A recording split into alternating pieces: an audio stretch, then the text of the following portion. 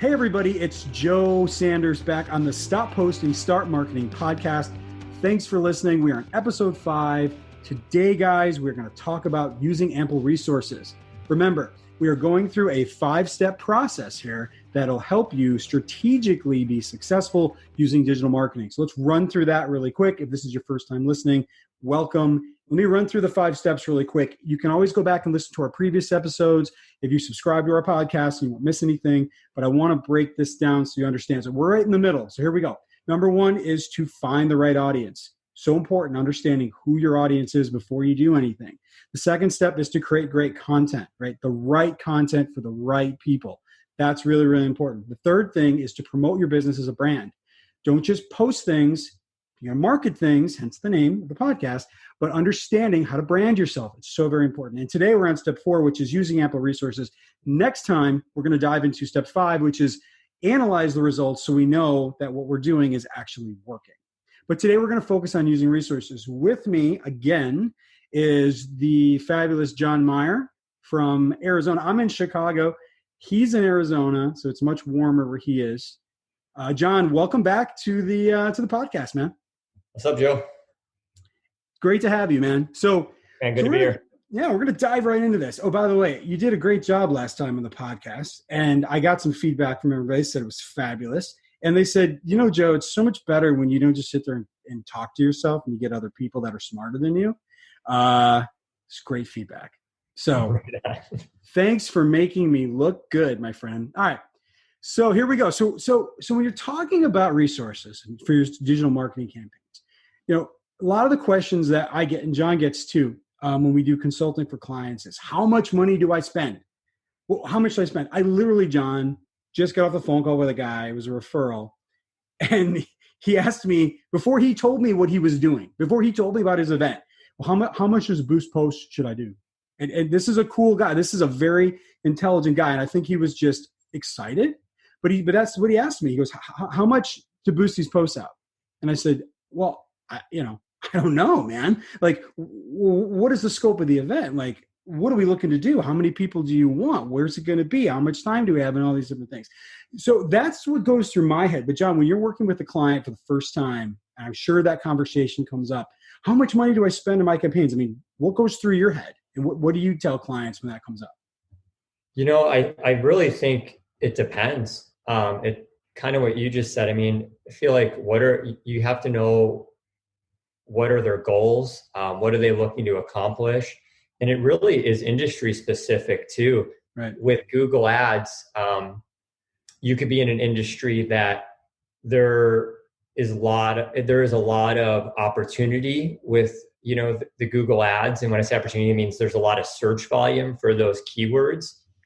In those cases, the budget could be, as much as you want it to be. So a lot of times when it comes to Google Ads, you know, sometimes people just have a budget that they have to work with, and I'm going to, you know, maximize that budget within their campaigns. But if someone came to me and was like, how much should I spend?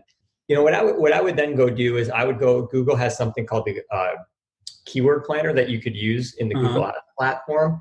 And you could go in there, you could put whatever city that business is in, and assuming this is maybe going to be more of a local campaign versus a national. You could do the same thing for national. It's no different. And then what you can go do is start, looking for, putting in keywords. Google will give you new ideas for keywords, and you can see based on that search query, how many, searches, and then also how much, how expensive those keywords are. And you could then start seeing, start giving you a better idea in terms of a budget and what a monthly spend could look like. Yeah. Well, that's really smart, because, when we do this for clients, that is exactly what we do. And sort of, basically what you're saying is, and I know this, but just for everybody's edification, what you're saying is, before you start a campaign, based on the specifics of your campaign, your geography, right? Yep. Your industry, your search terms, your content, whatever it's going to be, we can literally go in, if you know where to look, and come up with a ballpark for how much you should spend based on that criteria, right? That's basically what you're saying. When you do that on Google, because we do the same thing when we're building this for clients on the social media side. we can do the same thing. We can go into Facebook, you can go into Instagram, and you can do all these things and put in the geography and put in the interests and the behaviors and all these different things. And you can literally, they will spit out not only an audience size, but also what we call a CPM. This is so important. CPM is like such an important part of marketing. Yet, if you read a lot of digital marketing books and things like that, they rarely talk about the CPM. And I know John knows what it is, but because he's really smart. But let me break it down for people that maybe don't know what a CPM is. A CPM means cost per 1,000 impressions. This is how you buy marketing. And I'm not talking about just Facebook and Google marketing. Any kind of marketing, it's measured by a CPM. So if you're buying radio ads, buying billboard, you're buying a Facebook ad, it's all the same metric. And I don't think a lot of people know this. Basically what it means is how much is it going to cost you to market to a specific audience, right? How much is it going to cost you to show that to that audience? Every time you show it to them 1,000 times, how much is going to cost you? Cost per 1,000 impressions. Okay. So understanding what your CPM is, and just like John said, and I'm sure you could give some examples, but like, if, give me an example of an industry that you've worked in where the clicks are really expensive. Like where's one that's like they're on the higher side? That's a lot of industries. You'll find in Google a lot of anything where there's a lot of competition. Okay. So I'm trying to think of a few offhand. In Chicago, we work with a company that does restoration. Like if your house had a flood. Oh yeah, mitigation. Yeah. That's. I mean, you're talking. That's really expensive. Okay. So in that case, to show your ad or your content to 1,000 people in that market at a time, in that vertical, in that industry is going to be much higher than let's just throw out something like, I don't know, a restaurant maybe, or a flower shop or something where it's a more retail oriented, right, John? I would say correct. Yeah. Okay. So now you're talking about, so that's a much smaller CPM. Now I'm not talking about like, we're going to talk a little bit about like CPC and PPC and that kind of thing. We'll get to a little bit later, but I'm not talking about conversions. I'm not talking about that. What I'm talking about is the ability to show the content to the audience, to understand what the CPMs are. And you can calculate this. Now, John, in the Google portion of this, do they tell you what the CPM is, or do you have to calculate that yourself? Yeah, it's, interesting. I say this maybe is a distinction that might be important to make between Google and some of the more social platforms. Yeah. Google is you're typically gonna be bidding on, you may be able to bid on impressions. I don't typically do that because I'm most focused on getting a click through that ad or a conversion. So the two bidding metrics I use almost exclusively in Google, at least on the search side, are gonna be cost, a CPC, cost per click, or cost per conversion. But with that being said, in the keyword planner, it's pretty cool. They'll give you an idea of the impressions you'll get based on, and it's a little different because you're really bidding in Google Ads, right? Correct. Right. In social, you are probably paying more for an impression, where in Google Ads, you're really bidding on a keyword. Right. So it's pretty cool. You can go into the keyword planner. You could put, hey, here's the max CPC I would pay, and then it'll tell you, here's your impressions that you'll get for that bid. And it's a total estimate. I would never completely go off of that. You'll get real data once you start running the campaigns. So here's your impressions for that CPC. Here's your expected click-through rate. And then, here's going to be your actual cost per, and again, it's an estimate, but cost per click, just because you bid a CPC in Google, you'll typically pay under that typically in a lot of cases. So, because that's just kind of the high end of the bid. So yeah, right on. And the CPC is that cost per click. So if you're on Google, or even you can do this even on social media sites as well, you're only paying, that you're paying for that cost per click. And then you have, and is PPC and CPC, are those the same thing? That's pay per click and cost per click? I would say PPC is just, I would think that's more of a general term. What would be typically describing Google Ads. It's a pay per click. type of ad platform. There's Right. others like, you could run Bing ads and things like that, which would fall into that category. And then Okay. CPC is more of a specific term within your campaigns. Right. So that's how I break those Got two. it. So when you're doing the Google ads and you're bidding on these things, again, you're bidding on the clicks and everything, but you're still paying based on you're paying for the clicks, but the impressions are still there. So all you have to do is you can do a simple math problem. If you know how much it costs you just divide by, figure out what your CPM is. Then what you do is you can compare that CPM to Facebook, to television, to billboards, to whatever you're buying, and you have a solid metric by which to actually, evaluate your marketing. When you're doing Facebook, Instagram, Twitter, LinkedIn, you can do that too, but you're typically buying straight up impressions. So what you do, when you go into this and you're evaluating, so again, we started step one with the right audience, right, to the content. When you build that audience, you can literally pull out the CPM. And again, it's a theoretical, but it'll be fairly in line. It'll tell you, hey, your CPM in this case is $20, or your CPM in this case is $5. Then what you can do is you can start to figure out how much money you should spend, because now you know how much it's going to cost to reach those 1,000 people at a time. And that's where I think what I like when I'm helping clients, or I'm just helping a friend do this, that is so important. Like the guy who I was on the phone with, I told you like about 20 minutes ago, I couldn't tell him the answer to that question. When he told me what his goals were, just like you said, his goals were, he told me kind of what platforms he wanted to work on. He told me what the scope of his project was. He has this event. I'm like, well, are you trying to get 50 people to this event? Trying to get 50,000 people to this event, right? And then who his audience is and all these different things. Then I can go in to Google and to Facebook and to Twitter and all these different places, and I can pull it out and say, hey, listen, I don't know how much it's going to cost, but I can tell you how much it will cost to reach this many people at a time. Now you can tell me, do you have a set budget, right? Or do you want me to recommend a budget for you? And for those of you like playing along at home, you guys can do the same thing. Everything John and I are saying to you right now, this can be done by anybody. Now, we do this all day long. So we have it's a little easier for us to do, but there's nothing that actually almost anything that we're doing, John and I are doing in digital marketing. It's true, right? No matter what we're talking about, almost 99.9% of the time, this is not like, this is for anybody. Anybody can do this, right? Totally. And I think that's one really cool thing about marketing nowadays.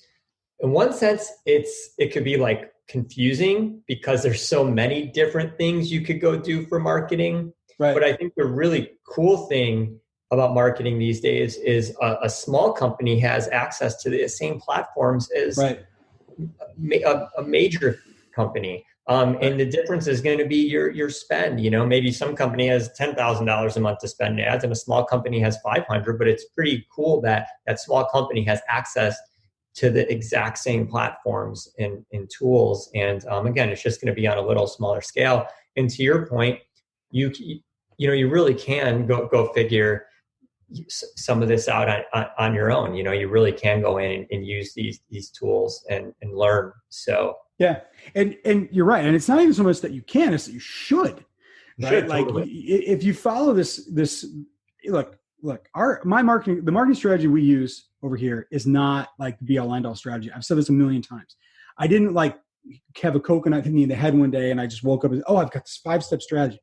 This strategy has been used in one form or another for decades by successful companies, whether they're using digital marketing or not. Okay, this process has been adapted for digital marketing, but it's the basis of being a marketing professional or just a professional in what you're doing, to understand and have a strategy of what you're trying to accomplish and how best to do that. We talk to a lot of clients who hire us or sometimes don't, but we talk to them and they go, oh, Facebook doesn't work for marketing. And I go, oh, okay. And they go, Google doesn't work or YouTube doesn't work. And I go, well, why do you think that? Because hundreds of millions of dollars, if not billions of dollars a day, are being spent on these platforms by all kinds of companies. So they must do something. And they'll go, oh, well, we spent X amount of dollars on this campaign and didn't do anything. And I go, well, what did you do? And they go, I have no idea. And I go, well, if you knew what you were doing and you knew how you failed, you'd actually be able to help you. But what you need to do is, did you run the equation? Did you do the math? Right? Right. Because there's something that I say too, and this is grossly applies to social media side of things. But there's this rule that we have called the 20-20 rule. Okay. This is really what I use to determine clients, whether or not, how much they should spend, as well as whether or not our company is being successful when we're doing this. So let's say we threw out an audience. We created this new product and we figured out there's 100,000 people in the audience that we want to reach. Okay. Then what we do, we determine the CPM. And let's say in this case, we determined the CPM was $10. Okay. It's cost me $10 to reach 1,000 people at a time.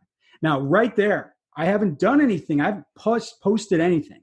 I am already being strategic and being really smart about what I'm doing. Okay. Now, if I know what that is, how do I know how to start, right? What I always tell people is a 20-20 rule. Start by this. Be consistent with your marketing and reach 20% of your audience on a consistent basis. Usually monthly it plays into this. Reach 20,000 people of your 100,000. Right. That's your goal. Reach 20,000. How much is that going to cost? Do the math, right? $200 a month, right? Because it's $100 per $10 per CPM. You got to reach 20,000 people, right? It's $200. I'm doing the math right? So hopefully I am. I was going to sound like a fool here, but it's $200. So now I know that if I spend $200 a month on my advertising, I will reach 20,000 people, right? Yep. A month out of the 100,000 I'm trying to reach. Strategy, baby. You are getting to a strategy. Now, how do I figure out whether or not it's working? Now, a lot of this is going to come next time. We're going to talk about analyzing the results. But typically what we would do is try to get 20% of those people to interact and engage with our content. And then we do that consistently. But I want to stop here, though. We're going to talk about that next time. But that really is important to try to reach some percentage of your audience. But you have to know what the percentage of your audience is. So you got to go into the ads manager. You got to go into the Google keyword, whatever that is. And you got to figure out all this stuff and do the research and try to figure out who your audience is. Now, the other thing I want to talk about with this, though, now that we would know, we can determine, we do some math, we do some homework, we do some research about how much money we should be spending, right? We can figure that. But there's more expenses that may come out, right, to my digital marketing campaigns than just advertising. So John, what are some of the other things if people are starting digital marketing they need to think about that may come as expenses if they want to run digital marketing campaigns? Let's say it's just some guy who owns a little business, never done this before. He's like, great, I'll spend $200 a month. That's all I have to do. I don't have any other expense. I mean, what else do you have to do when you're coming up with this stuff? Well, when you say expenses, are you thinking in the lines of maybe like if you're working with a marketing company? Exactly. You're going to have, your management fees from that company. You're going to have, you're going to have your, if you don't, I'm assuming they have a website or some sort of landing page, you're going to have those costs. If you don't have those, you definitely want to have those. Right. And then I would say other cost wise, you're looking at maybe your website hosting and things like that, but that's all super small compared to your ad spend, and probably is going to be the big expense. And then again, if you're doing it yourself, you're not going to have that. Obviously, not going to have that the management fee on the marketing company side. But then depending on the company, those you're going to have a decent fee there you're paying to have someone manage those for you. So. Yeah, and you're right. And so let's say that, if there's kind of two ways to do this. One, I could do it myself, or I can hire somebody to do it. If I hire somebody else to do it, well, I got to pay them to do that. That's got to come out of my budget. I got to have a budget for things. But I know you got to use enough resources. The other times people come to us and they tell us that Facebook and Google doesn't work, YouTube doesn't work. Almost always it's because they didn't spend enough money to do it the right way. They spent like $100 for like 2 weeks and they're like, oh, this doesn't work. I'm like, dude, that's not how you do this. This is about intentionality. This is about consistency, right? So you got to make sure that you have, because if not, you're really just wasting your time. I think we've even told clients, John, you and I before, that have come to us. I think like a real estate client came to us one time and they're like, we want to spend like $500 a month on something, blah, blah, blah. And we came back to them and said, no. You can't. If you don't spend like $5,000 a month on this stuff, it's not gonna. I don't want to just take your money because Right. it's not going to do anything for you because everybody else in your industry is spending so much more money on this than you are. You're going to get this little tiny, you're going to be like the bottom feeder. You're going to get a couple little tiny things. It won't be worth your effort. The only way you know that is by going in and doing the research. Now, the other thing that takes into consideration, let's say you're not hiring a company like Relevant Elephant to do this for you, and we're very reasonable. I think I'm allowed to plug my own company on my podcast. I'm going to do that. So. Relevant Elephant is very reasonably priced. Anyway, but let's say that you're doing it yourself. You're a DIYer, and you're like, I got this. Well, where are you going to come up with all this content, right? Yeah. How are you going to do that? What kind of content do you need? And that can be expensive. You may have to hire a graphic designer. You may have to hire an amazing videographer like John. You may have to, you may have to hire somebody to just come in and give you some creative ideas, right? You may have to hire a third-party service online that does some neat little tricks with social media. But you have to understand that to use ample resources is to do all those things well. Because if I'm a steakhouse, let's say I'm some high-end steakhouse somewhere in here in Chicago out near the highway, and I decide that all I'm going to do for digital marketing is take cell phone pictures of my food and post a PDF of my menu on there. And that's all that's how I'm going to get more customers. That is not a recipe for success, because if you're a high-end steakhouse and you really want to promote your business to the right audience with the right content, promoting your brand the right way, you're going to need to get high quality pictures and probably 1 or 2 high quality videos, and have this done, maybe written by a copywriter who knows how to write this properly. Well, right? You're going to have to do that, and you're going to have to figure out how to do that. So you got to balance the ad spend with the content creation and all those other things that you have. If you don't balance those things and one of them is out of line, it works the other way too. John, how many times have we seen clients who have had like a YouTube page with like 100 videos, and they're amazing and they're great. They have like 20 views on each of them. Right. You know? Yeah. And you're sitting there, you're thinking, well, you got the content part right of your resources, but why would you want to have all this amazing content, but you don't have any money? You didn't save enough money to have any money to spend on the videos to actually get anybody to watch this stuff. Right. Yeah. Because I think you're really hitting on too, is that these days, I mean, everything's so saturated, all of the platforms and everything. So I think, to your point, I think to think that you can just throw something up and it's all of a sudden going to get all this, all these views and everything. I just don't know that that's realistic these days. You got to do the right things. And to your point, a lot of times you are going to have to put ad spends behind these to really get a good reach with your stuff. Now, there are a few, you're right. And there are a few examples of things where if you have something that's really emotional, or if you have something that already has a platform, if you're like a celebrity or something along those lines, sometimes you don't have to do this. I remember reading a story. I don't know, I'm going to probably get this wrong. Maybe it was a year or two ago. Jennifer Aniston, the actress, had not been on Instagram for forever.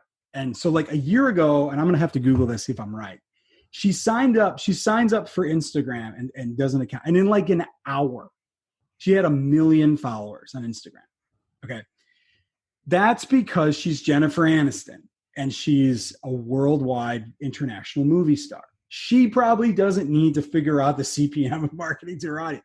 But you and me, right, we just created this widget. We just opened up this coffee shop, right? Or we want to sell this house down the street from us.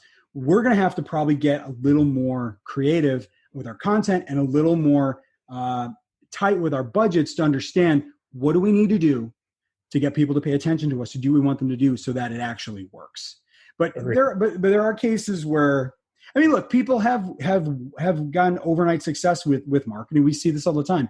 This TikTok thing that's all over the place. You've seen these kids put videos out and they get like 20 million views in them in like a day or two, right? I don't know what they're doing, but maybe that's not valuable or whatever for the long haul, but still it is possible, but that is not a business model. I remember when we started this company, John's been here since like day one, right, John?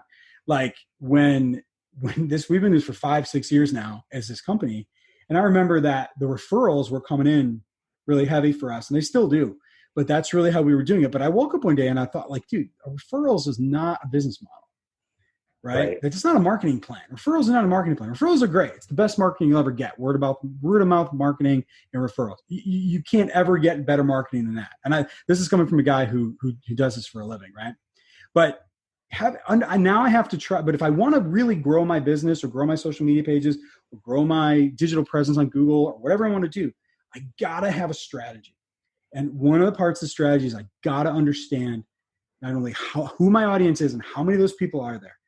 What kind of content do I need to market to them? And how am I going to figure out how to do that? How do I make sure when I do that, that my brand's involved there? And then how much money do I need, or how many resources do I need? Because time is a resource too, to make that happen the right way. And I think that's kind of what I want people to walk away with this. No, I think that's good, man. And do you find more that people are coming to you asking for like that spend, or do you find too that people have kind of a budget in mind they want to spend? It's a good question. I always think everybody always has a budget in mind, but they always ask me anyway, because I think that some people think, well, maybe he'll give me a low number.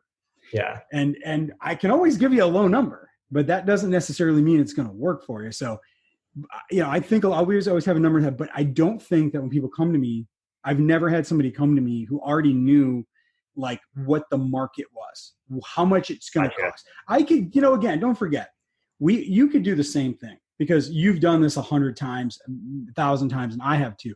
If you had a business that we've marketed similarly, I could give you a ballpark off the top of my head, and I'd probably be pretty close, right? I could do that, but but the other times you always have to do the research. And sometimes we'll get pretty close. But I do think that people come with that.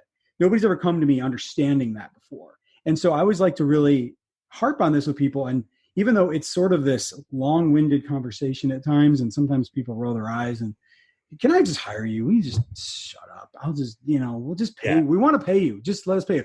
I go, I know you do. And I know you want to, I know you got a budget or you want me to give you a budget on stuff, but I want you to understand why. I want you to understand why. So that as we go down this marketing journey together, it's not always going to work all the time.